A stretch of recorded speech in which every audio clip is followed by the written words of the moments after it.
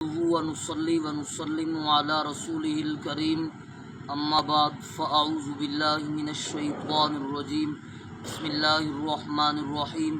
میرے واجب الاحترام سامعین کرام، آج کی ویڈیو کے اندر ہم آپ حضرات کے سامنے دو ایسی صفات ذکر کرنے چلے ہیں جن کو اپنانے سے بندہ قیامت کے دن بغیر حساب کے جنت میں داخل ہوگا۔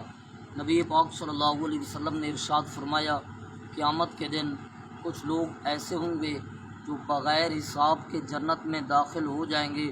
جب وہ جنت میں داخل ہو رہے ہوں گے تو جنت کے جو نگران فرشتے ہیں وہ ان سے پوچھیں گے، آپ نے کن صفات کے ساتھ زندگی گزاری ہے؟ آپ کا حساب و کتاب بھی نہیں ہوا، بغیر حساب کے آپ کو جنت والا تحفہ مل رہا ہے۔ تو وہ کہیں گے، ہم نے دو صفات اپنائے ہیں اپنی زندگی میں۔ پہلی صفت، ہم نے اللہ کا حیا کیا، تنہائی کے اندر بھی اور مجلس کے اندر بھی۔ اور دوسری صفات، اللہ رب العزت کی ذات عالیہ نے جس قسم کا ہمارے اوپر فیصلہ بھیجا، ہمارے اوپر تنگی آئی، مصیبت آئی، خوشی آئی، جو کچھ بھی آیا، ہم نے اللہ کے فیصلے پر رضا اختیار کی۔ میرے واجب الاحترام دو صفات ہیں۔ پہلی صفت کا نام ہے اللہ کا خوف دل میں ہو، اور دوسری صفت کا نام ہے اللہ کے فیصلے پر رضا ہو۔